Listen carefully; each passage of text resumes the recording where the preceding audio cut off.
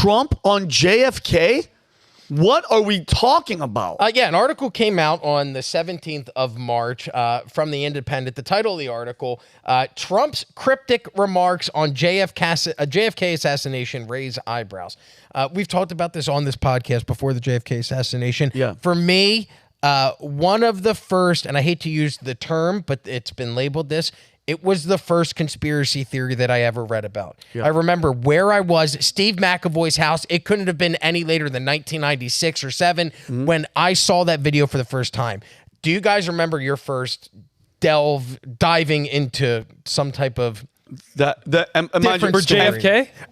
Was it JFK? Was it 9/11? 9/11 was mine because I was in the military and I saw some suspect shit. But then the JFK thing, when I watched the movie JFK with Oliver Stone, I was Costner? like, Kevin Costner, great. By the way, if you haven't seen it, trust me, it's long, but watch it. It made me go, Rob, because the saying conspiracy theory was created by the CIA to make people not question the FBI and the CIA because of the JFK, right? Yes. I mean, but it is a conspiracy is when any group of people assemble and work for a common goal, right? That happens all the time. Conspiring. Yeah. They made it a bad term by calling it a conspiracy theory, but for me, JFK was the first one. It was the first one. The first time I ever went down a rabbit hole, I saw it. I went, "That's really weird. You're watching a president's head get shot off." And so it's now 2024. It's been 24 years since I saw that video for the first time, and it was. Go ahead. I want to ask you a question. In 1996, where are you diving deep into a rabbit hole? If there's, you know what I mean? Books. At that point, it was books. We went to. I remember watching it at Steve McAvoy's house. His parents had it. Maybe it was like an NBC or a Dateline type show, but back then there was cable that you would watch. We had these things called libraries. Yeah, and so we watched that, and then I went to the library, started getting books about JFK. I became fascinated about his life, read more into the shooting. But I was 13. Did you ever do microfiche? Remember that? You go on a computer and you have like a magnifying glass and you're reading old articles. They would have hundreds. Yeah, it was weird. Wait, Rob, I'm not to cut you off. I'm still baffled. You know how to read? Yes, that's right. Holy shit. I learned very well. Okay, he likes the internets too, but go ahead. I do. So this has been something for 25 years of my life that I've really been paying attention to. And every year we get closer and closer to finding out what actually happened, but then we always never end up finding out what happens. March 17th article from The Independent. In a conversation with Andrew Napolitano in 2021, this according to Judge Napolitano, just before leaving office, Donald Trump made intriguing statements regarding the release of the JFK assassination records. Trump refused to release the records despite previous promises, suggesting that the information being withheld was significant. Kelly, if we could pull up the clip. Here's a clip of Judge Napolitano talking about what Donald Trump said to him, and I'd like to hear your guys' opinions on great. In my last conversation with President Trump in the White House, he called me a lot. And this is after January 6th, so it's 2 weeks before, or a week before he's leaving office. He wanted to run past me the names of people he was going to pardon and sentences he was going to commute. He wanted my opinion on them. Some of them I knew. I said, "How you doing?" He said, "Not too well." And he went off into a tangent about what he thought happened with the election. I said, "You made a promise to the public many times and to me privately that you haven't kept." What? I'll take care of it right now. I said, "You promised you would release the records of the JFK assassination." He said to me, "Judge, if they showed you what they showed me, you wouldn't have released it either." And I said, "What? Who's they and what did they show you?" And then he said, "Judge, someday when we're on the phone," and then he raised his voice, "and there aren't 15 people listening to the phone call," back to a normal voice, "I'll tell you." Holy shit. That's this makes it sound even worse. Who are they? Probably somebody in the intelligence community. What did they show him? JFK's brains blown out? This is it. That's good. It was said by dude, what a very interesting, because I would consider Judge Napolitano one of the more credible people that you see on mainstream media. One of my favorites. I love him. And Trump did make several promises to release the JFK files. In fact, there's an article here from the Washington Examiner. This is from May of last year, where he pledged to release all of the JFK files. "I will release everything else," according to Trump. This comes after Trump's first presidential term, in which he promised to release thousands of JFK files during his first term, but withheld thousands more due to FBI and CIA concerns. The release was prompted by the 1992 Kennedy's Assassinations Records Coalition Act, setting a deadline for 2017. When that deadline came and went, he released thousands of records, but held back thousands more. Not the first time that Trump has said this, though. Back during his administration, he did promise the release, said he would release 99% of the records. But it's very interesting that we're still here, 60 years later. I want to know what's in those files, because for some reason, every president has said, don't show the people. There is something in there. Let's be honest. Let's just call it for what it is. We know that the government was involved. There's absolutely zero way, because they tested sharpshooters. They got all the best shooters in the world at the time.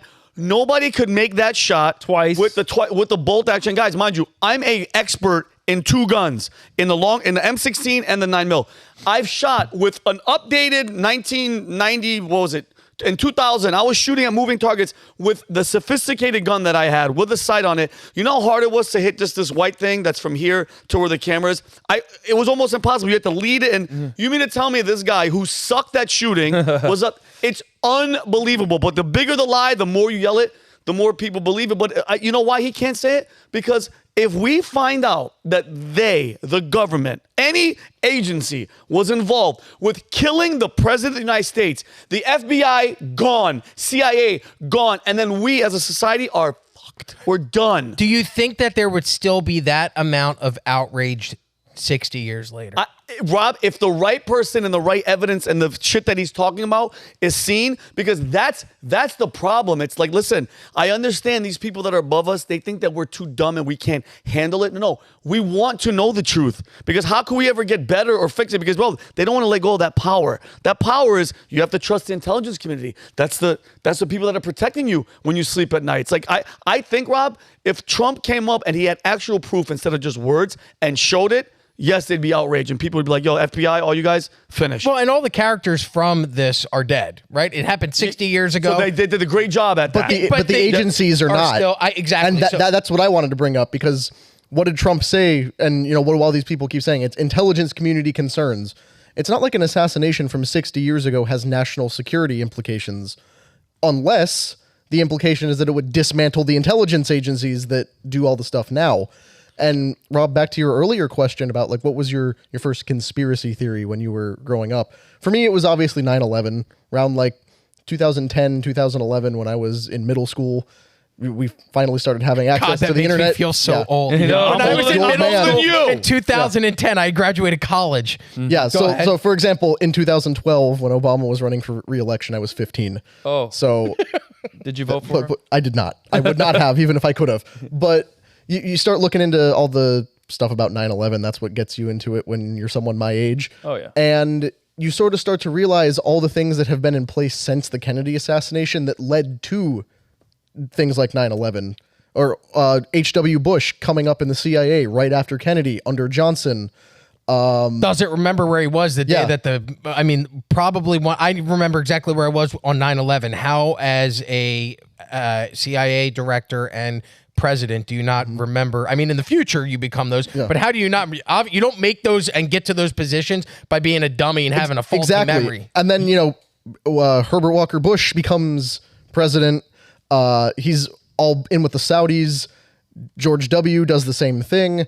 And then the Saudis, as they have now started to expose, were heavily involved in 9/11, and they denied it for 2 decades. So you sort of started to see where, if they admit that the CIA and all these other organizations killed Kennedy, the implications for what it means for the things that came next is pretty significant. We want to know what the worrisome part to me is. How many times have we seen in the last couple of years these 3-letter agencies be proven just so false and dishonest and all that, and somehow, some way they find a way to propagandize everything and make people just forget about it? Like, I'm not even convinced that if we found out tomorrow the FBI or the CIA set the whole thing in motion, here are the facts for it, they just say this guy's crazy, that guy's crazy, this guy's lying. And I feel like in a week they'd find a way to have a shooting happen here, and we'd We move on to the next thing. Well, dude, it's set up. The system is set up. I always tell people, like, picture a pyramid. It's the really elite them they're up here. Then it's the police state, FBI, CIA, officers, military. And then everybody else is down here. You can't get to them because those agencies are, bro, like, how many times do we have to find out there's failure of intelligence? They let this happen. 9/11, we knew, but whoops, we didn't take them serious.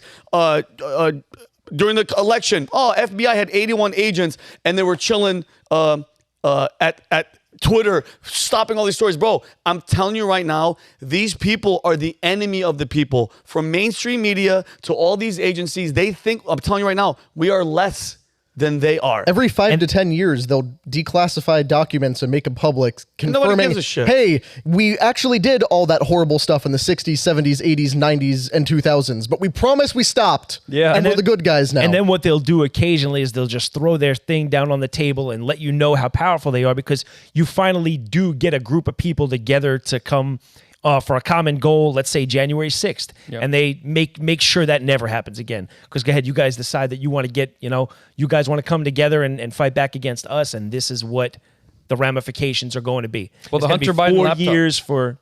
So, and then Rob, go ahead, buddy. You had mentioned Thanks, the word propaganda, and I wanted to play something. So this came out. We actually covered the release of this Netflix documentary, American Conspiracy: The Octopus Murders. Have you guys watched it? Have you guys seen it? I still haven't seen it. It's good. It's good. You should watch it. But it delves into Danny Casolaro, who was a investigative journalist who was investigating a conspiracy dubbed the Octopus, and it was this whole international crime network that involved the highest elites of the United States government.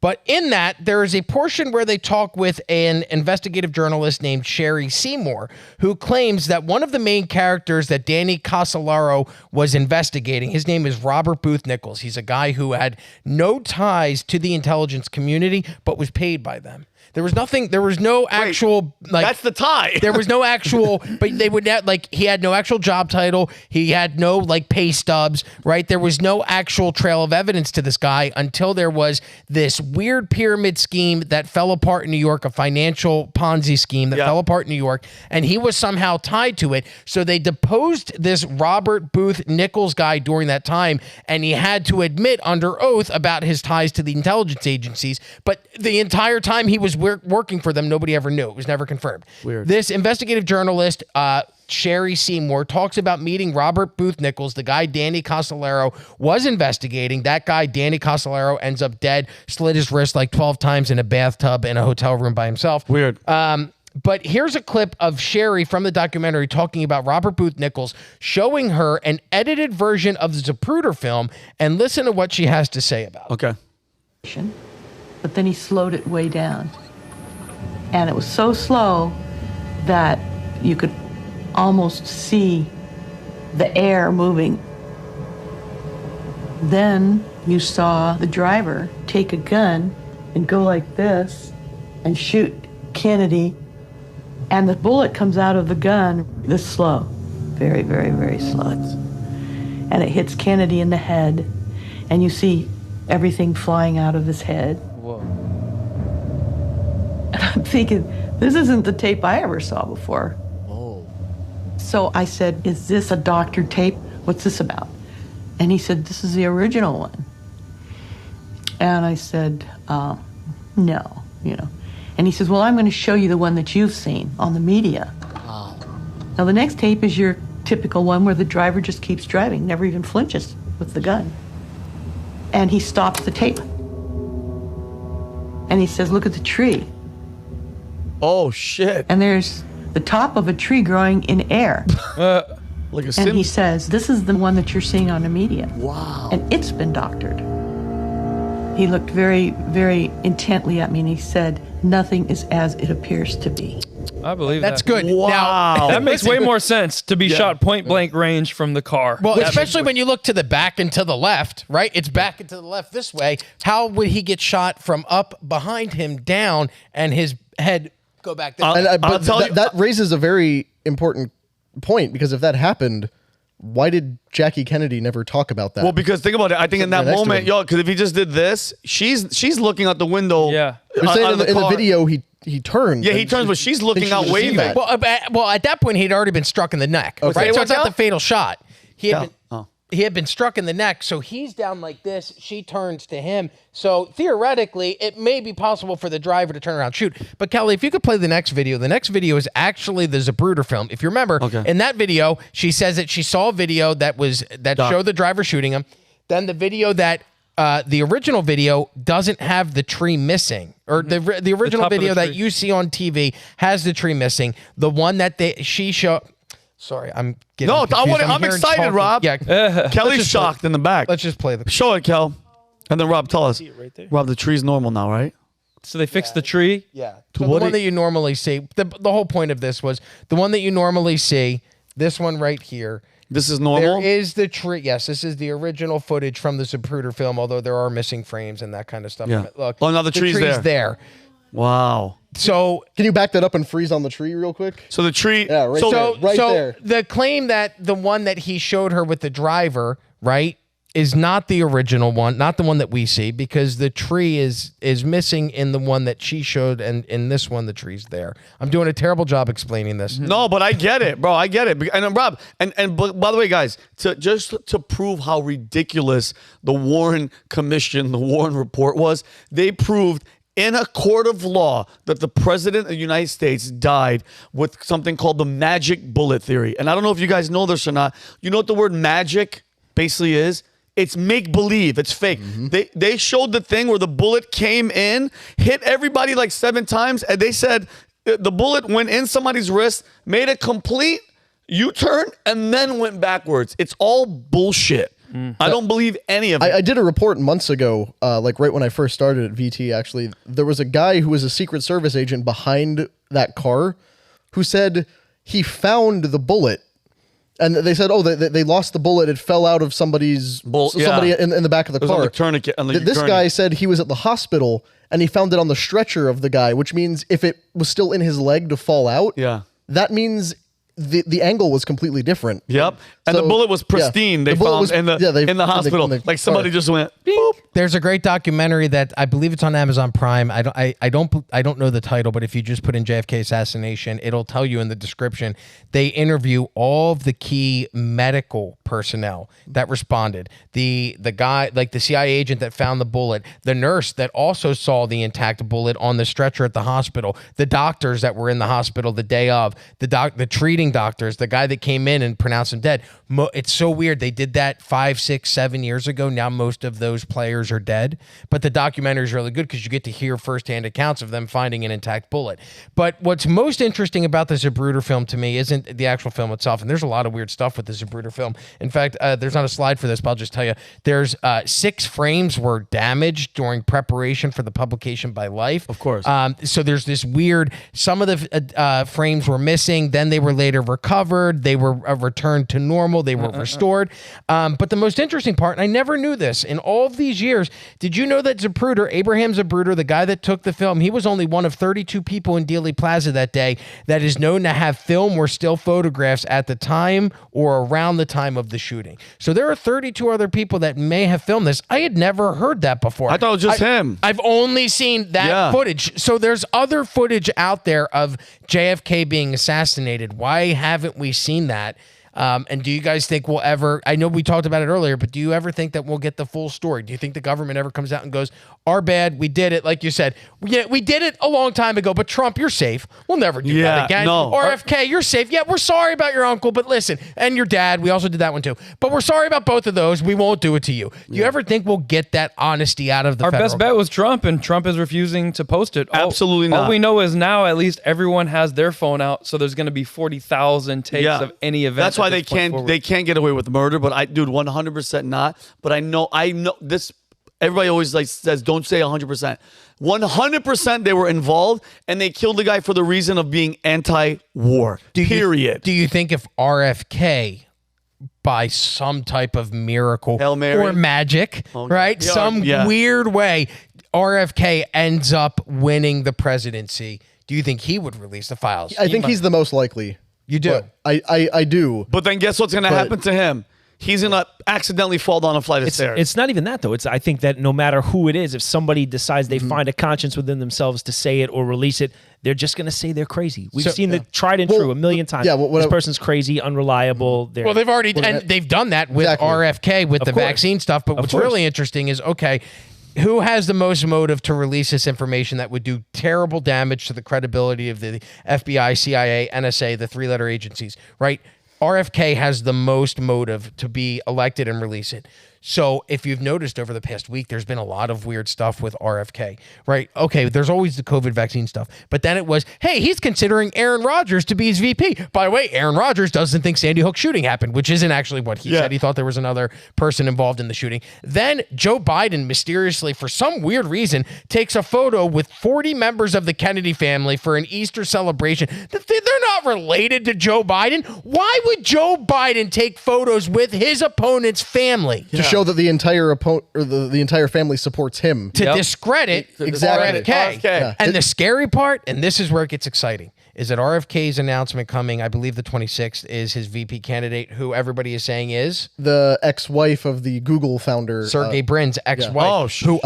Nicole Shanahan. How much money is that woman worth? Think of it. She married the guy that founded Google. Those dudes are worth billions. So all of a sudden, now there's a change to this game where election 2024, if you really want to find out who killed Kennedy, who killed RFK, there's actually a shot that maybe RFK could win this, because now he at least has the funding to be able to participate if this becomes his vice presidential candidate. Wow. Yeah, what I was going to say with RFK releasing the files is that I could very easily see a scenario in which, if he wins somehow, he's in there and he says, all right, I demand every file we have on the Kennedy assassination. And they bring him 4 out of the 5 boxes and say, no, Mr. President, this is all of them. You can release all this. And they will just refuse to acknowledge that the other stuff that they held back. It's like, are you sure this is all of it? And like, yeah, we swear. Yeah, there's because no if the cover-up runs this deep, yeah, they would lie to a president who wanted to do this very easily. Kelly, is it cool if we show that clip of just staying on this, because we talked about this before the show. Like, Rob, releasing it, like you speaking the way that you're speaking. Me and Kayvon, I know you've had this, Connor, I'm pretty sure. I don't know if you guys have been at the level yet where people are like, dude, why are you doing this? And, how much would they, if they paid you to shut the hell up? Because, bro, this is a real thing. If you have a big mouth and people offer money. And I saw this clip yesterday of James O'Keefe, who I know personally, and I think this guy is a freaking G. If you haven't done research on who James O'Keefe was back in, this guy went undercover with a fake underage prostitute. They exposed Acorn during Obama administration with Breitbart. This guy is a freaking legend, and he's talking about the price of how much it would cost for you to shut up or what it is. And I think it's a beautiful, beautiful quote, beautiful thing that he said. Kelly, can we please play this? Right. Is it 10 million? Is it 20 million? Is it 100 million? What is your price? Because if your price is not your life, then you are for sale. If your price is not your life, then you are for sale. So, if you're going to be a truth teller, your price has to be your life. I can't surround myself with people whose price is not their life, because the enemy, whatever the enemy is, whether it be physical, legal, spiritual, will attack the vulnerability of the person who can be compromised. So you get real spiritual real fast if you're going to do this type of work. Wow. Like, dude, let me explain something to you. That's great. I got emotional yesterday. The guy, like, your price, if it's not your life, then you're for sale. And that's why what we're doing, bro, I'm telling you guys right now, somebody the other day was like, okay, 50 million, you take the vaccine. No. I will give you all of them. I'm dead serious. Somebody was like, if I gave you $1 million, would you never talk about your conspiracies? I go, absolutely not. Because I'm in it to wake up as many sleeping idiot sheep as possible, because it's not their fault that they've just been brainwashed and bombarded this whole time. And it's up to us. And I think the truth shall set us free. Shout out to James O'Keefe. I love you to death, brother.